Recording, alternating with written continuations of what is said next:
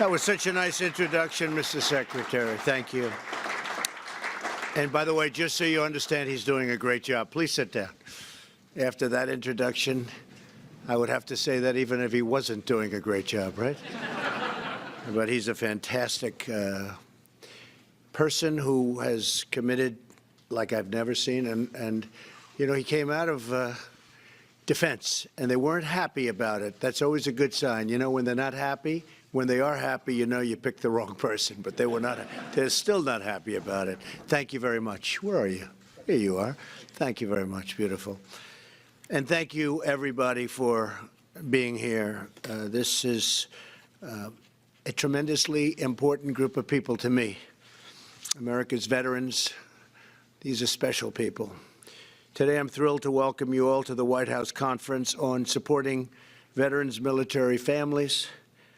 And we all know how important families are for us. I do want to thank, I understand with us, this man who's really been of great help is the Utah Attorney General, Sean Reyes. Where's Sean? Hi, Sean. Thank you very much. Really good. Earlier this week, our nation celebrated Veterans Day, and we also marked the 100th anniversary of the armistice that ended World War I. It's a beautiful, beautiful and important day. On Sunday, I had the immense privilege of visiting Suresnes Cemetery in France to pay tribute to the brave Americans who laid down their lives for our nation 1 century ago, 100 years. We will never forget what these heroes did to win, and when they did, the war and to secure peace. To everyone here today who has served our country in uniform, and to every veteran and military family across our land, I want to express the eternal gratitude and thanks of our entire nation. Delivering for our great veterans requires strong partnerships at all levels of government. That is why we are so grateful to you, the state, very important, and local community leaders. It all doesn't work without you. It doesn't work without you. From around the country who are participating in today's very important conference. We're also glad to be joined by Secretary of Labor Alex Acosta, wherever Alex may be. Where is Alex? Hello, Alex. He's doing a great job. Thank you. Thank you very much. Who is leading up our efforts to ensure veterans and military families can find great jobs and rewarding careers. And one of the best things we have going is you have maybe the greatest economy we've had in many, many years. Thank you, Alex. Thought I saw you back there. Now you're where you belong, right next to each other, right? So I want to thank all of the people that are making this economy go. We have so many people working so hard, but it's booming.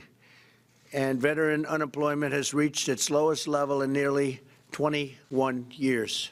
And it's going to be better. It's going to even be better.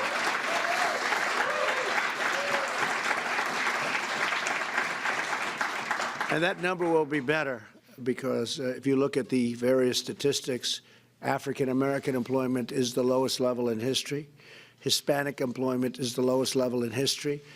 Asian employment is the lowest level in history. Women, 65 years. So we have to do better for the veterans. I think 21 years isn't the same. I have a feeling that the next chart that comes out, they'll be right up there too. But this is the lowest in 21 years. Since day one, my administration has also taken bold action to reform the Department of Veterans Affairs and deliver our veterans the care they so richly deserve, working very hard on it. Last year, I signed the landmark VA Accountability Act, which, as you know, by accountability, that ensures us the right to get rid of, in a very nice way, or a very rough way, any way we want.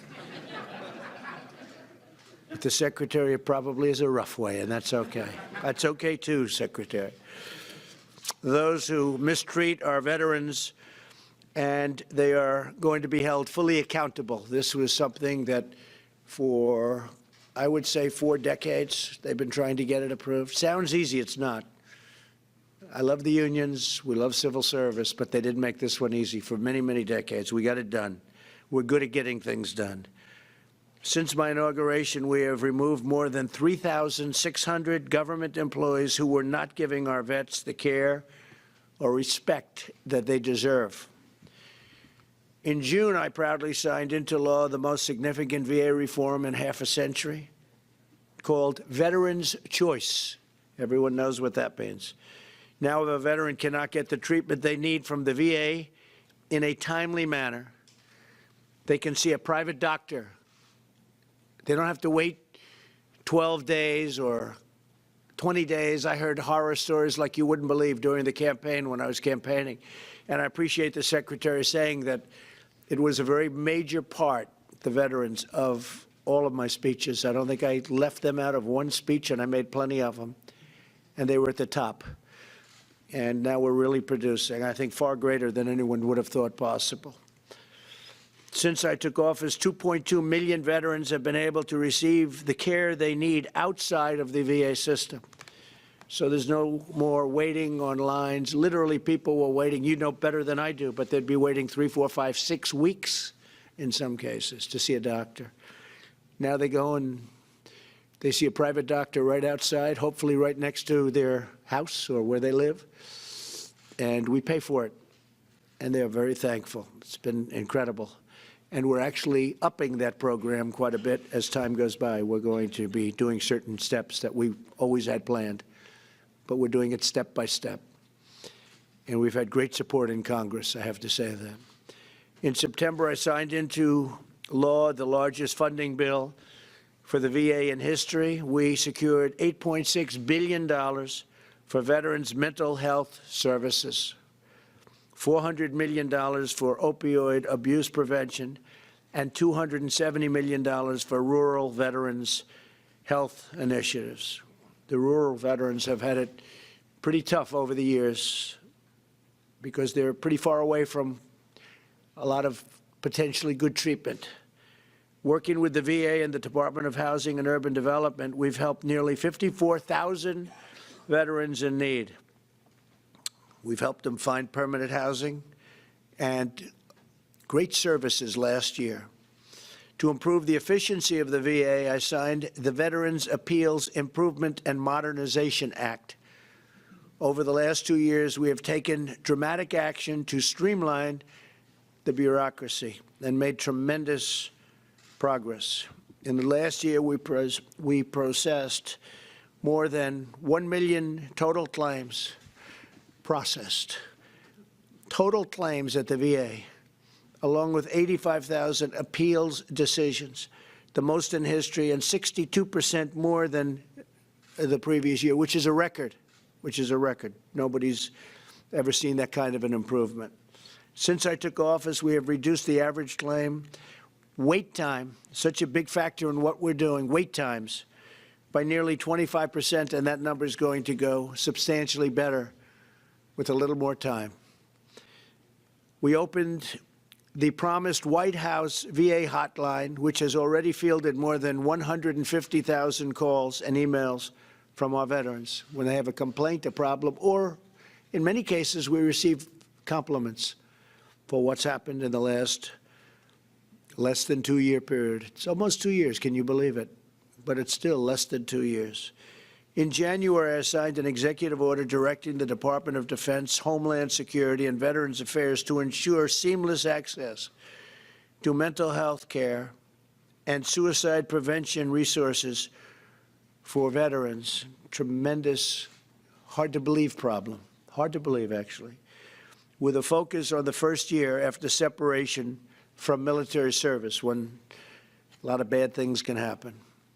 We secured $206 million for VA suicide prevention programming. And every VA medical center now offers same-day emergency mental health care. But we have to do more, and we're working to do more. We will be working with every state and local leader, so many of you are here, and around the nation to improve vital mental health services for Americans' great veterans. This is a top priority for my administration, has been, as I said from the beginning, always will be. Until we get it right, and we're getting close, and once we get it right, we're going to keep it right, because it can go bad just as fast as we fixed it. So we're going to keep it right. Pretty soon, that's what we're going to be working on, Mr. Secretary, just keeping it right. We're getting to a point. Another crucial element of our veterans' agenda is improved access to education. Last year, I signed legislation to allow every veteran to use their GI Bill education benefits at any point in their lives. And earlier this year, I signed an executive order to promote military spouse hiring across the federal government. Military families are the backbone of our nation.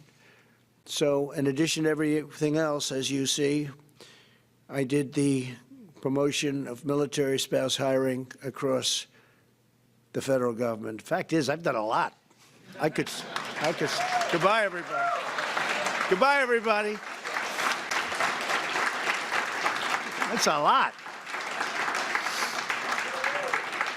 That is a lot. That's more than anybody's ever even thought about, and I'm proud of it. And we're not finished yet. That's why I figured I did so much I could leave now. But we're not finished. We never will be finished.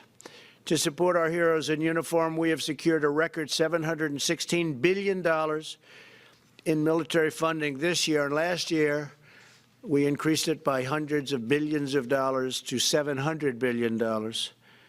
America's military might is the best way to prevent war. The stronger we are, the less chance we have of having to go to war. It's now a new force, a great force. We have the finest equipment, the finest planes, the finest missiles and rockets, ships. Some are being built. Just gave out a tremendous order for brand new F-35s, fighter jets. They're stealth. You can't see them. Other than that, they're easy to beat. I said to one of the pilots, I said, how good are these? They said, well, sir, the problem is you can't see them when you fight them. I said, that sounds like it's a big advantage. They said, it's an awfully big advantage. It's incredible equipment. Everything we make the best equipment in the world. You should know that. I mean, we make equipment like nobody else even comes close. Our technology is far superior to anybody else. Our jet fighters, even our tankers, but our planes, our ships, there's nobody that makes the equipment like we make it. And the beautiful thing with when you hear $716 billion, it's all made in the USA. Every ounce of it. Right?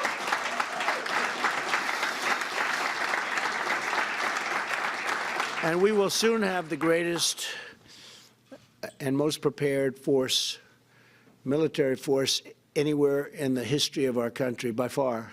And that's what we need. It was becoming very depleted and very tired, and you people know probably better than anybody in this country what was happening. It was not good, and now it's really good.